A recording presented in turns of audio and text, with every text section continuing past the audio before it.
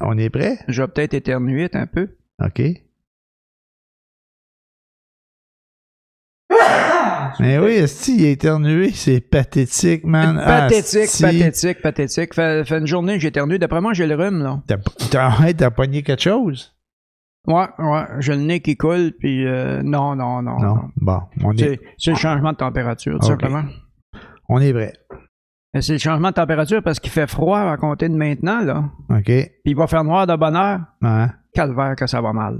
C'est ça. Fait que ça fait éternuer, ça? Non, mais c'est mauvais pour les sinus. Bon, on est prêt? On est prêt. Hey! Bonjour tout le monde et bienvenue à Boomers, dimanche le 1er novembre 2020. Donc aujourd'hui, on enregistre en après-midi et puis c'est notre deuxième enregistrement de la journée parce que le premier qu'on a fait, le son marchait pas. Fait que il aurait fallu qu'on fasse la post-synchro. On n'aurait pas été bien bon parce que je suis sûr qu'après qu'on a enregistré un épisode, on se rappelle plus de ce qu'on a dit.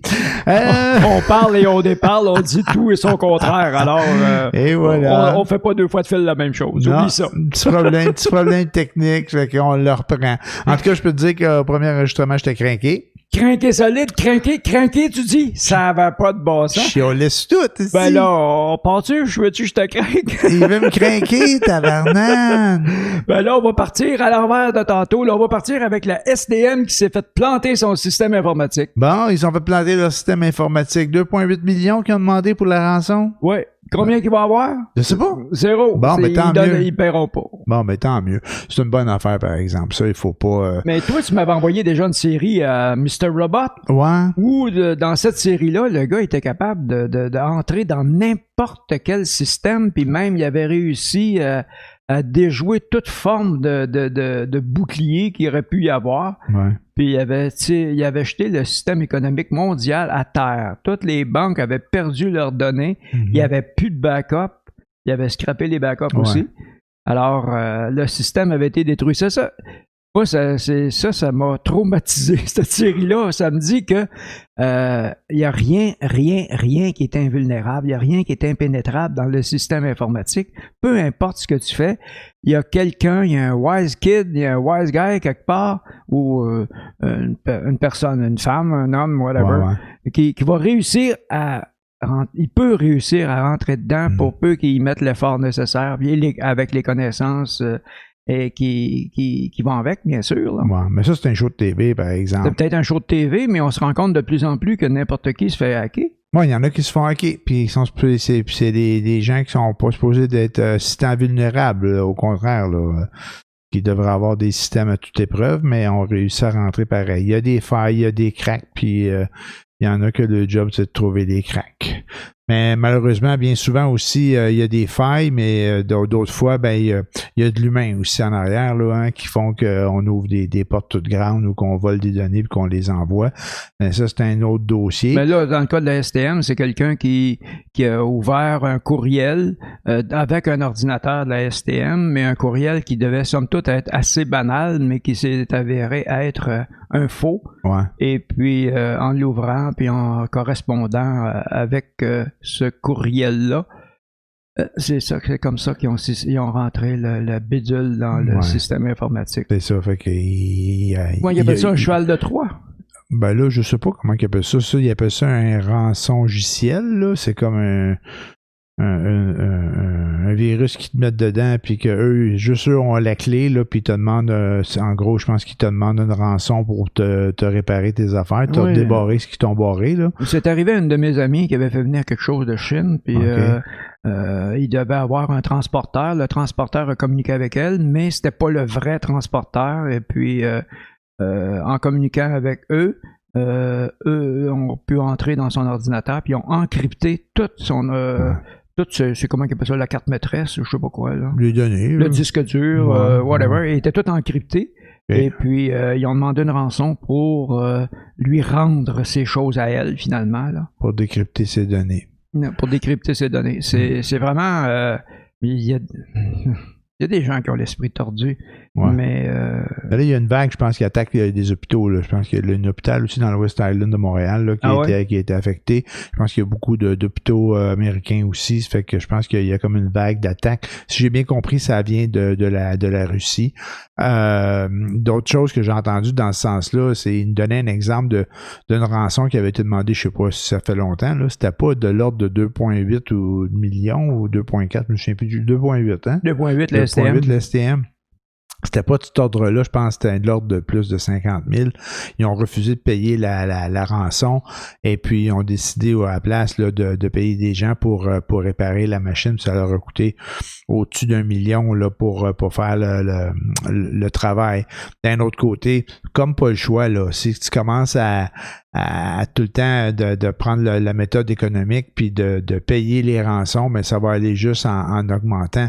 Puis ça ressemble un peu à ça. Là. Il y a une méchante différence entre 50 000 $ pour une rançon versus 2,8 millions là, qui voulaient demander à STM. Puis je sais pas comment qu'ils demandent aux hôpitaux là, quand il arrive ces situations-là. Je sais pas c'est quoi les rançons, mais moi je suis plus d'avis qu'il faut investir de l'argent pour essayer de les bloquer eux autres puis de passer à côté de leurs menaces puis de leur chantage. Mais ça veut dire qu'il n'y a rien qui est invulnérable. Ah non, on n'est pas à l'abri de rien, là, qu'est-ce que tu veux.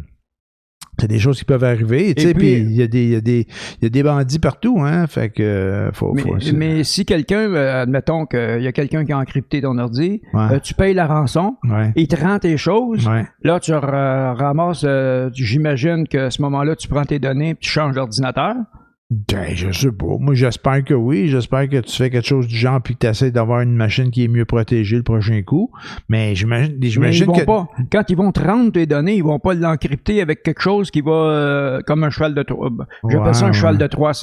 Avec un virus. Ils vont pas te l'envoyer avec un virus incorporé qui va leur donner accès à nouveau.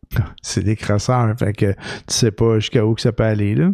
Ben, c'est ça. Si tu donnes 50 000, après ça, ils vont te demander 100 000 pour la même maudite affaire. Non, t'as bien raison. Il n'y a vraiment pas besoin de se forcer. Le virus est déjà dedans. Ouais. Ah, ben, il m'a donné 2000. Ben là, la babelle est encore là. Je vais recommencer.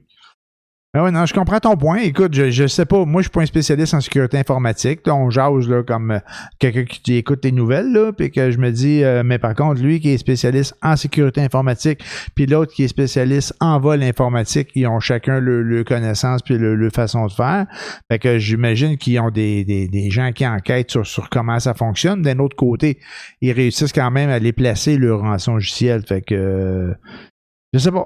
Je sais plus trop. Là. Il y a tellement d'éléments dans ça, mais... C'est toujours des nouveaux virus, de toute façon. Ben, probablement qu'ils en développent des nouveaux. Là. Puis ça, c'est quand il n'y a pas... que les puces n'ont pas été fabriquées en Chine, puis que la Chine nous renvoie la puce avec une petite donnée, avec un petit bidule, un petit virus incorporé qui leur permet de lire exactement tout ce que tu fais, sans peut-être intervenir dans ce que tu fais, mais qui est capable d'en faire la lecture. Tu sais qu'il y a eu ce problème-là. Moi, j'ai entendu ça déjà. Mais tu sais, moi, comme individu, ça me dérange pas trop. Ben moi, je suis un individu. Tu sais, c'est pas... regarde, c'est sûr que si on me vole mes données puis on vient fouiller dans mes affaires, c'est chiant. Mais tu sais, j'ai pas grand-chose à cacher. Je veux pas tout dévoiler non plus dans le sens que je veux pas que tout le monde, n'importe qui puisse gosser dans mes affaires. Mais d'un autre côté, ma vulnérabilité est pas si importante qu'une grande entreprise ou qu'un hôpital, hein, ou ce qui varge actuellement, là. Fait que moi, que le Chinois mette une petite bebelle pour savoir ce que je fais, je suis pas intéressant. C'est ça que je veux dire. Oh oui, c'est vrai. Je suis pas intéressant. En tant qu'individu, on n'est pas intéressant. Je suis pas intéressant. En tout cas, je pense que je suis pas intéressant. C'est sûr qu'il y en a qui pourraient dire, bon, tu penses que t'es pas intéressant, mais fais attention, il pourrait aller. Bon, en tout cas. Ton vol d'identité. C'est ça, le vol d'identité. Mais d'un autre côté, je suis moins intéressant qu'une entreprise qui aurait le moyen de payer 2,8 millions pour la rançon. Tu sais, dans ce sens-là, je pense que je suis moins intéressant. Ben, j'avoue que je suis un peu heureux avec mon téléphone. Je ne fais strictement rien d'autre que des appels puis surfer sur Internet. That's all.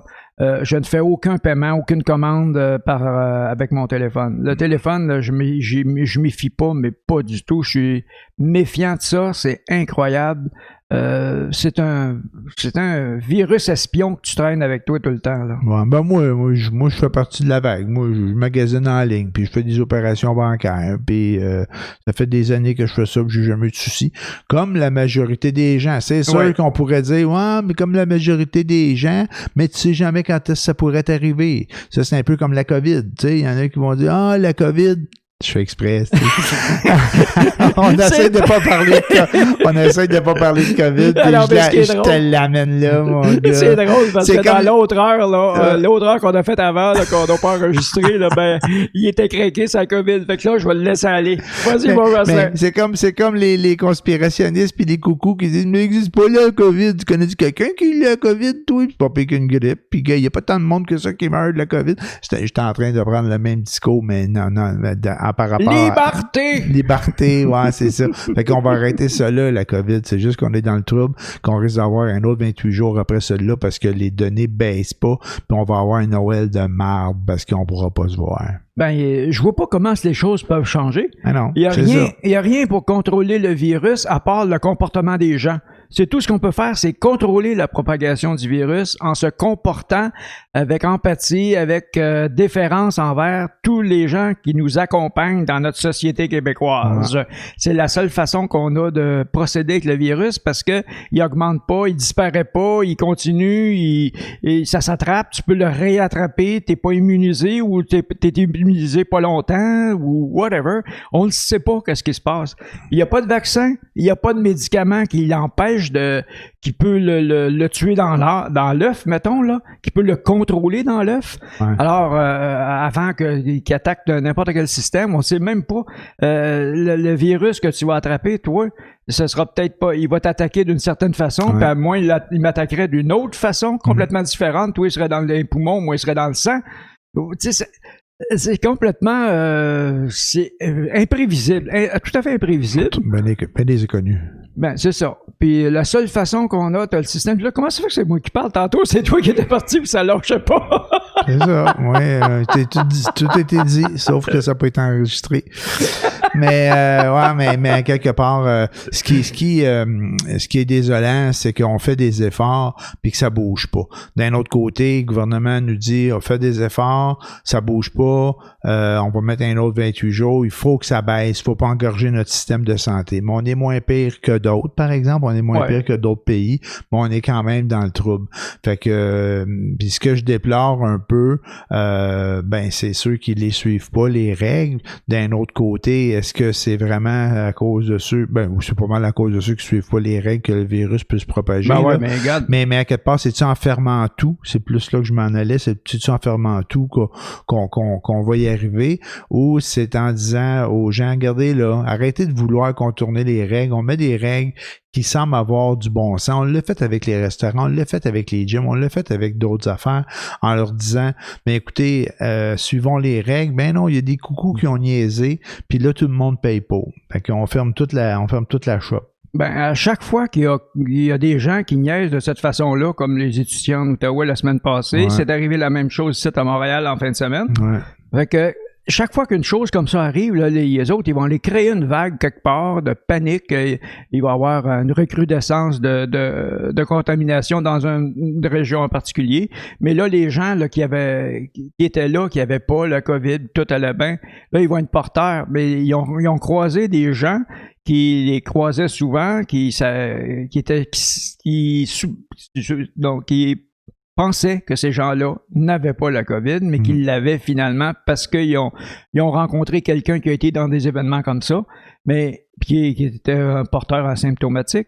C'est comme ça que ça se répand très rapidement. Regarde, à Québec, ça allait bien jusqu'à l'histoire du karaoké après le déconfinement. Ouais. Puis là, ils sont dans le trouble. Là, j'ai des éclosions partout. Dans les usines aussi, là, tu sais, à quelque part, là, les usines de transformation de la viande, là, ils ont des soucis, là. Il y a des gros foyers d'éclosion. Moi, j'ai de la misère à comprendre qu'une grosse business de même n'est pas capable de suivre les règles.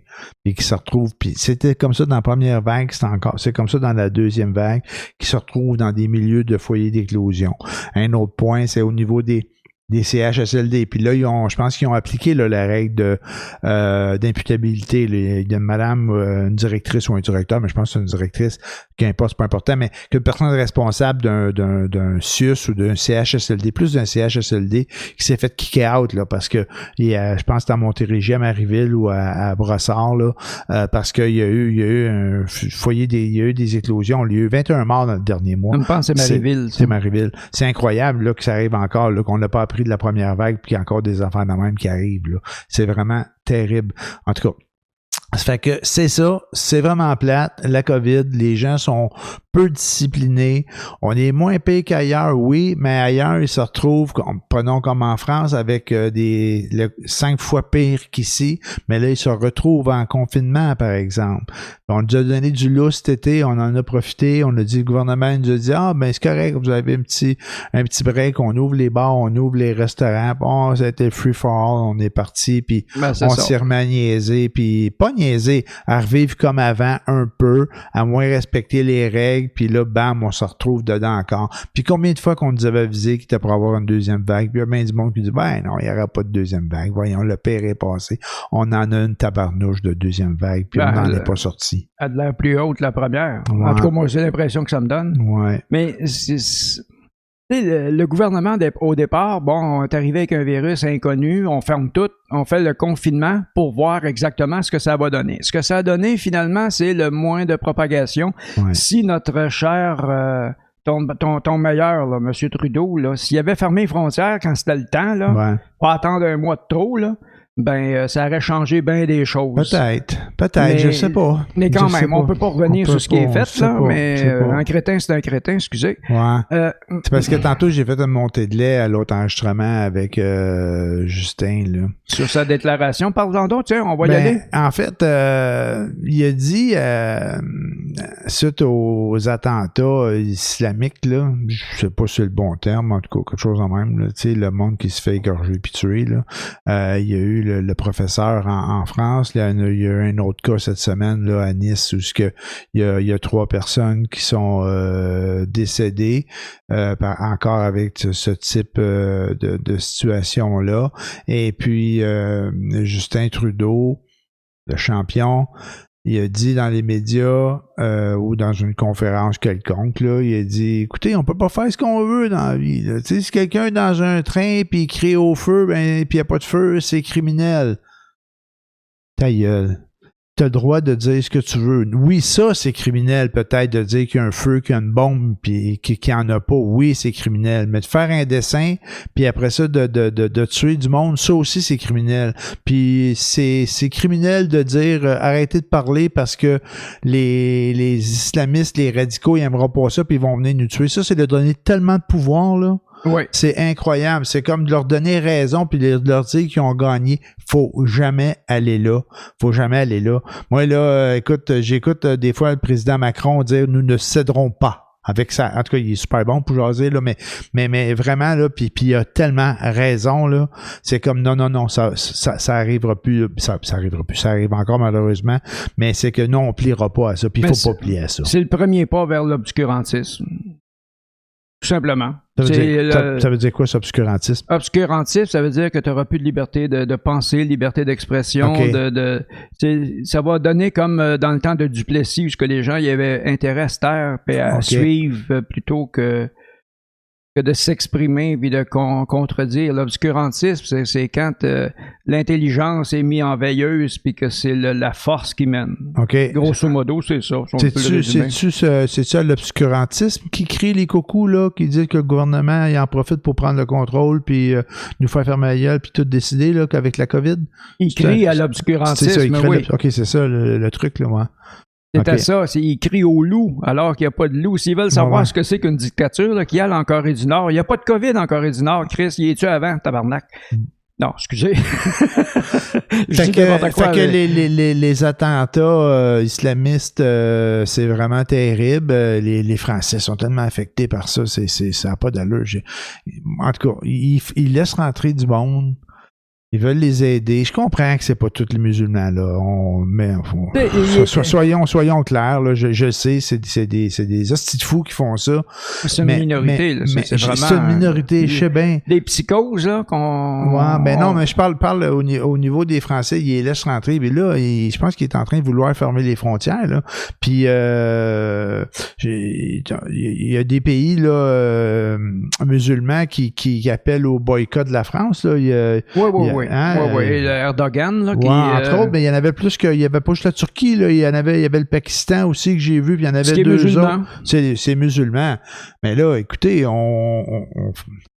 Fait de l'immigration, on laisse rentrer des gens, puis ils viennent tuer notre monde. C'est parce qu'on fait des blagues sur ça, Mahomet. En tout cas, si on est loin de l'époque de Rock et Belles Oreilles puis de Super Jésus. Hein? Non, mais je veux dire, tu sais, à quelque part, là, s'il fallait qu'on ait des catholiques radicaux, fanatiques, et il y aurait du monde de mort ici aussi, là, tu sais, mais on n'est pas ce genre de peuple-là, mais c'est quand même, c'est un peu le même principe, là. On riait de Jésus, là. Ah ben on gêne pas pour rire de Jésus. Les cyniques avant RBO, ils ont fait, c'était leur pain et leur beurre, là, la religion. Là. C'était avec ça qu'ils faisaient leur humour. Entre autres. Entre autres. Fait qu'en tout cas, je trouve que Justin... moi, je sais pas si je vais le répéter, mais j'ai envoyé des messages avec des articles de journaux, là, l'affaire là, du train, puis c'est comme, on peut pas dire ce qu'on veut, on n'a pas tant de liberté d'expression que ça, tu sais, faut faire attention de ta gueule. Je l'ai appelé une petite merde, tu sais comment je l'ai appelé. J'ai envoyé des courriels à mes chums, pas des courriels, mais des messages sur Messenger avec l'article, puis c'est ça. Et je disais, Justin, mais c'était une petite merde, un idiot. Ben, fait que voilà. Il a encore perdu une belle occasion de se taire. Et voilà, c'est vraiment pas fort. Et puis malheureusement, ben il y a eu des événements aussi qui se sont passés à Québec la nuit dernière. Ouais.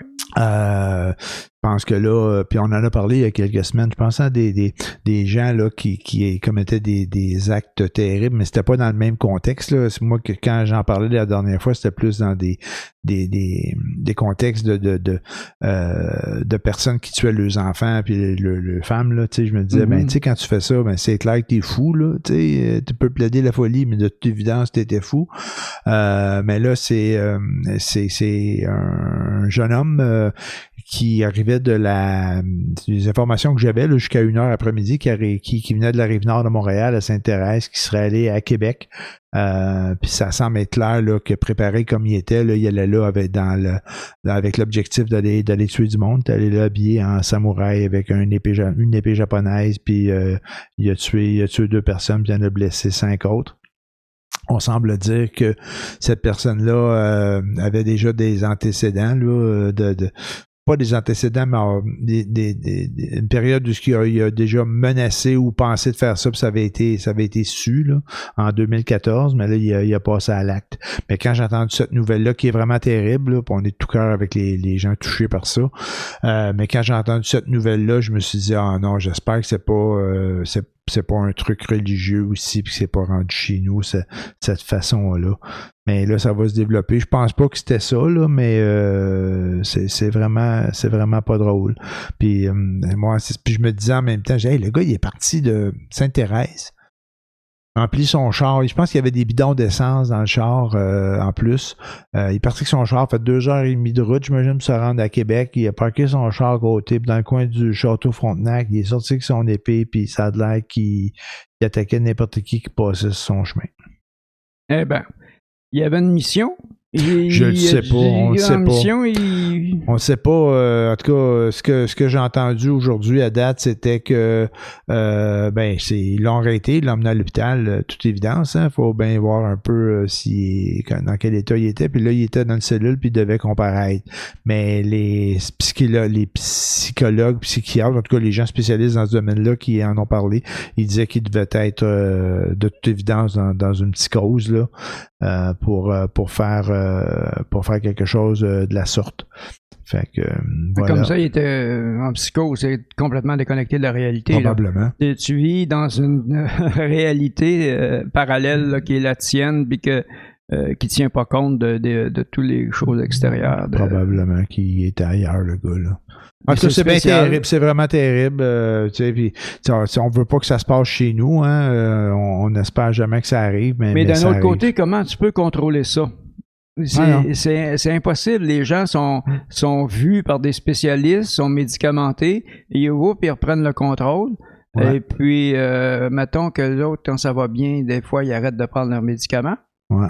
Alors, le trouble revient, mais il n'y a plus personne pour les aider parce que ils partent dans une autre réalité parallèle. Puis, c'est ça leur vie, c'est ça leur réalité. La psychose, ça peut être quelque chose qui peut être court ou long, j'imagine. Là. C'est pas, ça n'a pas d'une durée déterminée. Mais ça peut varier des circonstances puis de la personne à qui ça arrive. Là. Mais tu sais, il doit y en avoir pas mal qui ont des problèmes de maladie mentale puis qui se retrouvent en période de psychose à quelque part. Je me dis, ça arrive pas tant souvent qu'il y a des événements qui sont si terribles que ceux-là, par exemple. Là. Tu sais qu'il y en a qui vont jusqu'à aller tuer des innocents ou une première personne qui croise sa rue, là.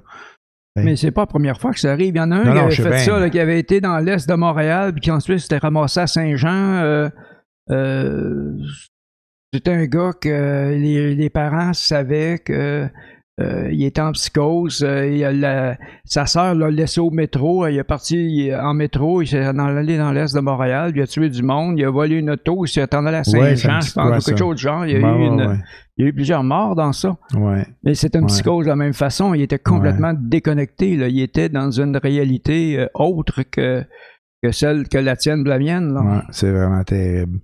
Fait que c'est ça. Y a-t-il quelque chose de positif que tu voudrais jaser? On est pas mal dans le négatif. Ah oui, il va y avoir des élections le 3 novembre prochain. Ça ne touche pas, c'est aux États-Unis. Oui, ça mais touche ça peut par être la banque. positif. Ça peut être très positif, là. Ouais, ça peut être positif. C'est sûr. Oui. Ben oui, ça peut être positif. S'ils peuvent se débarrasser de leur clown, leur bouffon, mais il n'est pas prêt à lâcher prise, le vieux sacrement. Ouais, non, ça a l'air que non, mais ce qu'on souhaite, en tout cas, ce que je souhaite, c'est que la défaite soit cuisante. Donc, autant, je connais pas tout le système américain, mais autant au nombre de votes qu'il pourrait y avoir, puis de résultats dans les États clés, puis les grands électeurs, que ce soit tellement grand l'écart qu'il n'y ait pas lieu de pouvoir contester ou critiquer pour que ça règle le dossier. Parce que il y en a un dossier, là. Trump, là, c'est comme la gestion de la COVID. Il va avoir un vaccin, puis moi je l'ai eu, puis checker, je suis pas mort. J'ai vu un truc qu'on a fait suivre sur Twitter. Il y a eu une analyse ou une enquête, en tout cas une étude, je sais pas trop comment l'appeler, là, de quelqu'un dans une université américaine qui disait que, j'ai pas les chiffres, là, mais on vous envoie un peu n'importe quoi, mais c'est quand même gros, là, que juste dans ses rallyes puis dans ses rencontres à Trump, là, qui faisait, où qu'on voit les gens qui respectent pas la distanciation puis qui portent pas le masque puis tout, je pense que ça aurait infecté quelque chose comme 30 000 personnes qui auraient réussi à s'en mort à cause de ça, là. Oh, mais c'est difficile de tenir des statistiques sur des choses aussi précises que celle-là. C'est mouvant pas mal comme masse de population. Dans les rallyes, étais-tu là? Ils l'ont-tu pris là? Ils l'ont-tu pris au supermarché la semaine d'avant? Je sais pas comment ils ont fait leurs études, là, mais en tout cas, ça arrivait à ça. Ils doivent aller avec des statistiques plus qu'avec des cas probants. Probablement. Ouais, en faisant des conclusions. Mais M. Trump, avec son America Great Again dans le Wisconsin, j'entendais un fermier là-bas. Eux autres, ils s'en souviennent parce que America Great Again, mais avec ça, il a fait sa guerre économique avec la Chine. Et puis, les fermiers au Wisconsin, il y en a 1 sur 4 qui est mort à cause de ça. Parce que, mort dans le sens que son entreprise a capoté parce que, justement, la guerre économique avec la Chine les a tués. OK. Alors, eux autres, ils s'en souviennent, puis ils ont voté Trump la dernière fois. Puis là, ils veulent plus voter Trump. J'avais entendu à la télé une dame américaine qui disait, tu sais, en 2016, on a voté pour Trump, mais tu sais, on savait pas trop ce qu'il pouvait faire ou ce qu'il aurait pu faire, mais maintenant, on le sait. Fait que maintenant qu'ils le savent, ce qu'il peut faire, puis c'est qui le champion, ils n'ont plus de raison pour voter pour. Là, ils peuvent pas crier à l'innocence, là, on le savait pas. Là, ils savent. Là, s'ils réalisent... Là, c'est pas de la merde, là. Non, ça, c'est du masochisme pur et dur. Ah ouais, c'est vraiment capoté s'ils font ça, là. C'est un petit peuple. On va tous leur envoyer un fouet. Ils ont besoin de souffrir, c'est sûr. Je sais pas. En tout cas, ça reste à voir, tu sais. C'est ça. On connaît pas l'Amérique profonde, là. Je pense que il y a des choses qu'on peut pas saisir, là. Puis qu'on n'est peut-être pas en mesure de le faire. C'est pas chez nous, mais quand même, ça serait douteux en maudit qui passe encore. Mais il y a des gens pour qui c'est le Messie, c'est le Rédempteur, c'est Jésus-Christ quasiment en mission aux États-Unis que Donald Trump, alors que ce gars-là, à part son nombril, il voit pas grand-chose sur la planète, lui-là. On verra bien. Hey! T'as-tu passé l'Halloween, man? Moi, si j'ai passé l'Halloween, non. Non.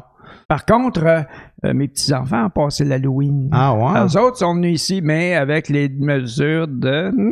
Distanciation? Distanciation physique. Ouais. On a resté dehors, on va rentrer à l'intérieur parce qu'eux autres, ils vont... mon fils et sa blonde, les deux travaillent. Et puis, les deux enfants vont à la garderie. OK. Alors, une à l'école puis l'autre à la garderie. Fait que ils sont dans des milieux où même parce qu'ils font tous très attention, c'est sûr, ils sont tous respectueux des normes, puis que, tu sais, mais on sait jamais. Ouais, fait que on n'a pas pris de chance. Faut respecter les règles. Ouais. À télé un peu, là, il y a les gens, ça semble dire qu'ils restaient pas mal dans leur secteur. À Montréal, ils montraient une fête qui avait été faite dans une ruelle. Il semblait dire que la distanciation était pas mal suivie. Bon, c'était peut-être pas parfait, mais au moins les enfants ont eu une fête. Il y a des gens qui ont décidé aussi de pas passer l'Halloween, mais de faire des chasses au trésor, puis des fêtes dans les maisons, puis dans leur bulle, on s'entend, là, pas des parties d'Halloween, là. Fait que c'est ça. Fait que tout ça est bien. Je suis bien content pour les enfants qui ont pu avoir eu une fête. J'espère juste que nous, on va avoir un semblant de Noël. Tu sais, c'est sûr que ça s'enligne pas pour ça. Là, ça s'enligne pour un autre 28 jours. Ça fait quoi, là, 28 jours et plus, là? Ils ont prolongé la semaine passée. Puis si on reste collé sur le 1000 cas, là, en plus ou moins 1000, là. La situation change pas. Ça change pas. C'est stable. Tu sais, au moins, ce qui semble dire, puis ça, J'espère que c'est vrai. Au moins, on stabilise. Mais je pense que l'objectif du 28 jours, c'était pas de stabiliser, c'était d'abaisser les cas puis enlever la pression sur le système de santé. Mais on dirait que ça marche pas. Puis là, il nous disait, on va voir, là, on met un autre 28 jours, mais si les choses vont mieux dans 2 semaines, on va peut-être se réviser. Et ça n'a pas de l'air parti pour une révision dans 2 semaines. Là, c'est vraiment plate, là. Parce que Noël, c'est quand même une fête importante, puis importante.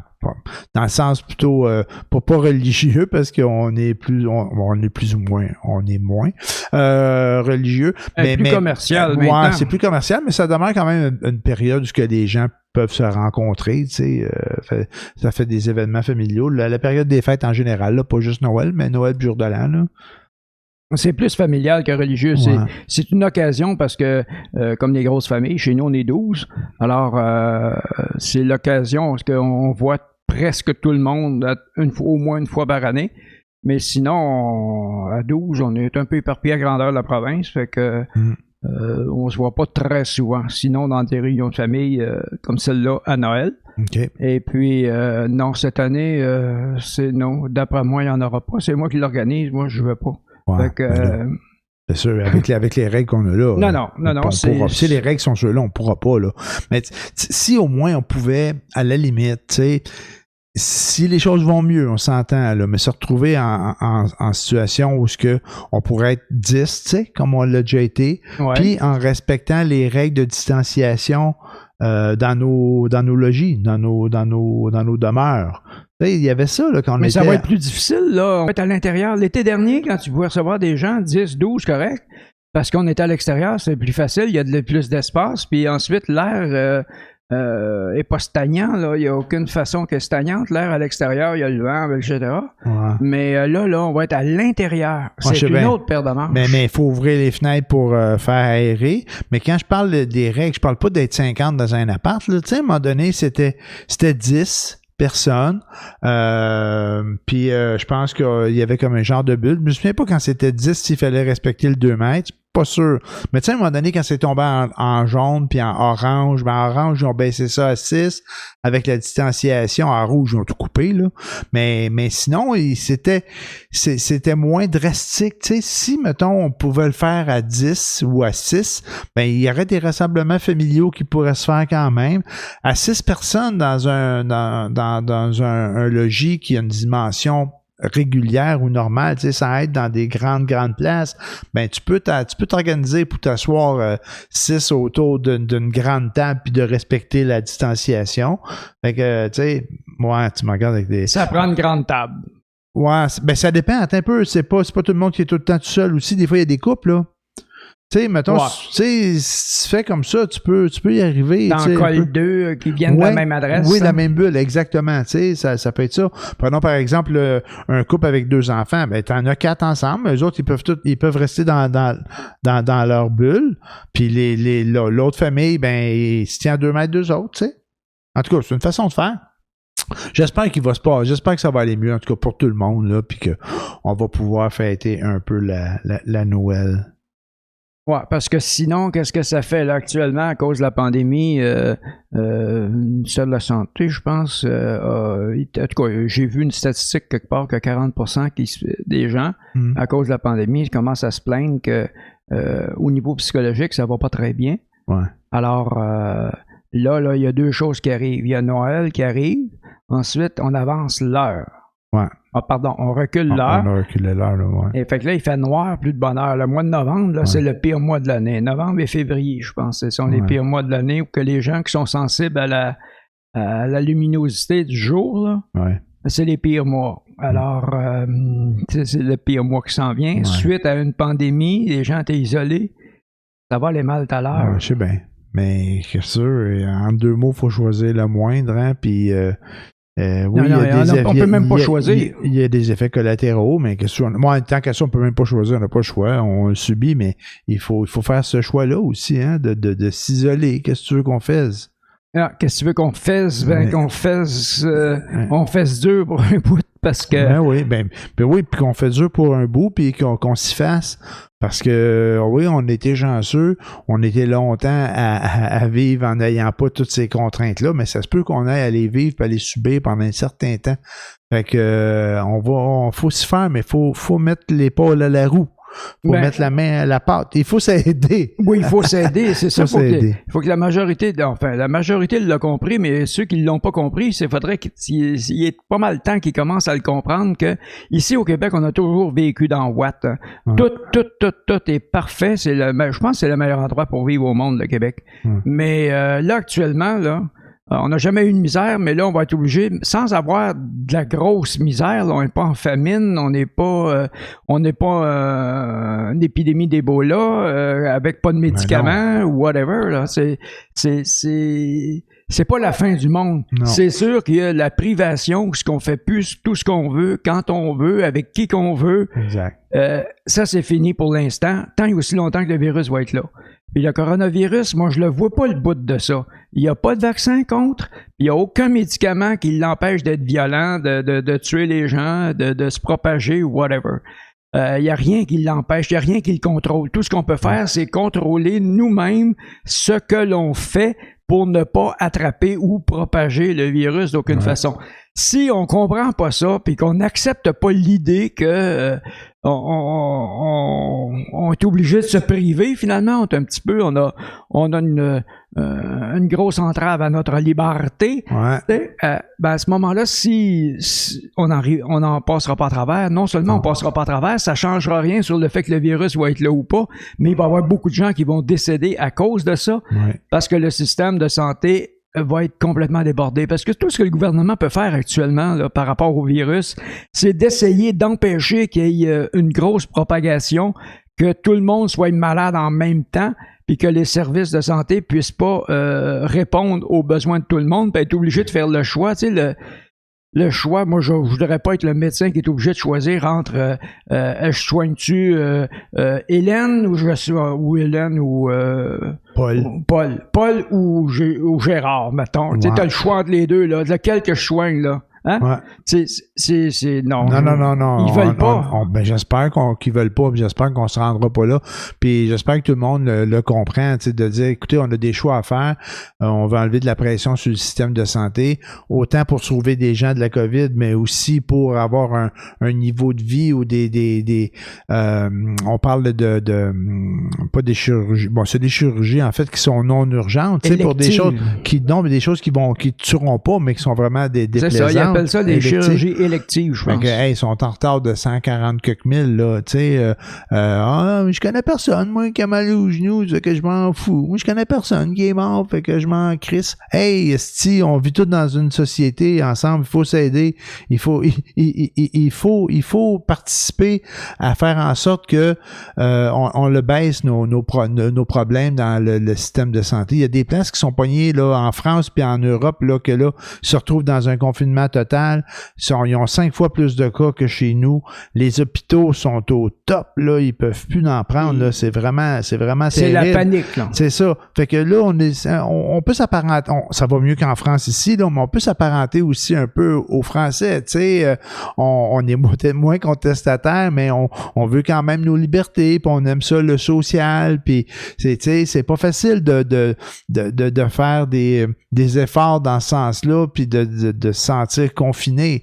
D'un autre côté, on peut regarder aussi nos amis asiatiques qui, eux, ça semble aller mieux de leur côté. Tantôt, tu me disais, ouais, mais peut-être qu'on n'a pas toutes les données, mais il y a des pays asiatiques, là. Le Japon puis la Corée du Sud, on s'entend, là, qui j'imagine qu'ils ont un système semblable à nous autres, mais qui n'ont pas une même pensée par rapport à ça, là. Mais ils ont surtout une discipline personnelle beaucoup plus grande que la nôtre. C'est surtout ça. Les Japonais, quand ils ont la grippe, là, ils se promènent pas dans la rue ad lib comme ça. Ils se promènent avec un masque chirurgical pour être sûr de pas contaminer les autres, parce que ils se feraient pointer du doigt, là. Si quelqu'un tousse là-bas et qu'il n'y a pas de masque, à ce moment-là, il passe un mauvais quart d'heure. En tout cas, les autres vont lui dire. Puis c'est la même chose en Corée. D'ailleurs, la Corée, la première vague, ils l'ont mangé solide, là. Ouais. J'ai revoir les statistiques. Ça n'a pas été donné pour eux autres, là. Mais là, ils sont devenus plus disciplinés. Mais c'est ça, le problème. C'est la discipline des peuples. Tu sais que c'est culturel, ça. Ouais. Ici, la culture du Québec, on ne l'a pas, là. Depuis les années 70, là, c'est incroyable, là. Mais on est passé de l'obscurantisme du Plessis à complètement l'autre extrême. Là, à ce moment-là, faut peut-être doser un petit peu dans le milieu, mais de toute façon, non, je sais pas. J'ai perdu complètement le fil de ma pensée. C'est pas grave. On est des gros bébés gâtés, puis on a de la misère à faire des efforts qui vont toucher à nos libertés, puis à notre petit confort personnel. En fait, on est pas mal centré sur nous-mêmes, puis ça se confirme. Peut-être que des situations comme celle qu'on vit là vont faire en sorte qu'on va peut-être avoir une meilleure façon de voir tout ça. Puis quand tu parlais des Asiatiques qui portent leur masque, moi, il n'y a pas longtemps, quand je voyais les Asiatiques à Montréal avec le masque, je les trouvais paranoïaques, là, tu sais. Mais je pense que c'était une autre façon de voir. Moi, je pensais plus qu'ils voulaient pas respirer de l'air pollué, moi, que c'est plus l'impression que j'avais sur mes connaissances, j'imagine, mais j'avais plus l'impression qu'ils se protégeaient, eux, plus que de protéger les autres quand ils portaient le masque. Mais c'est un peu, quand tu portes un masque, c'est les deux. Ouais. Tu protèges toi, tu protèges les autres. Ouais, mais ça a l'air que ça te protège pas tant que ça. C'est quand tu portes le masque pour pas le pogner, c'est plus pour ne pas le donner. Est-ce que ce qu'on dit que la COVID, là? Ouais. C'est plus dans ce sens-là, c'est plus pour ne pas le transmettre. Non, mais avant les histoires de COVID, mais c'était culturel au Japon. Okay. Ça, j'ai vu ça souvent, là, que les Japonais portaient un masque chirurgical quand ils sortaient et qu'il y avait la grippe. C'est pour ne pas contaminer les autres. Mais c'est pas par grandeur d'âme, c'est par culture. C'est normal pour eux autres de faire ça. Tu n'étais pas un bon citoyen si tu portes pas un masque quand tu as la grippe, mettons. Okay. Pour eux autres, c'est comme ça. Bon, ben, j'espère. En tout cas, si ça peut servir à contrer la COVID, puis ça peut faire en sorte qu'on est moins malade dans le futur, qu'on s'habitue à se laver les mains puis à porter un masque, parce que on va s'habituer, on va avoir une couple d'années à le faire, ça c'est clair, là. Fait que je pense pas qu'on est à veille d'avoir un vaccin puis que la maladie soit plus là, fait que ça va sûrement changer nos habitudes. Tu sais, le COVID, là, c'est comme mettons qu'on est dans un immense bateau, on a chacun notre cabine.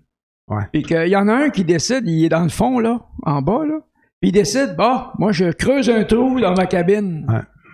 Ben, c'est peut-être ta liberté à toi, là, de creuser un trou dans ta cabine, là, de percer un trou dans ta cabine, mais on est tous dans le même bateau. Exact. Fait que si toi, tu perces un trou, si toi, tu fais pas attention, ben, le bateau va couler, peu importe que les autres fassent attention ou pas.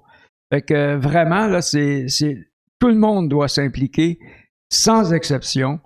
Puis il y a juste comme ça qu'on va y arriver. Fait que les histoires de le masque, ça sert à rien, le virus, c'est encore pire quand il y a des innocents. Excusez, c'est correct. Je m'emporte un peu, là, mais qui viennent nous dire quand le COVID n'existe pas. Ouais. Fuck you. Ouais. Dans quel monde parallèle que tu vis? Es-tu en schizophrénie, toi, tout, là?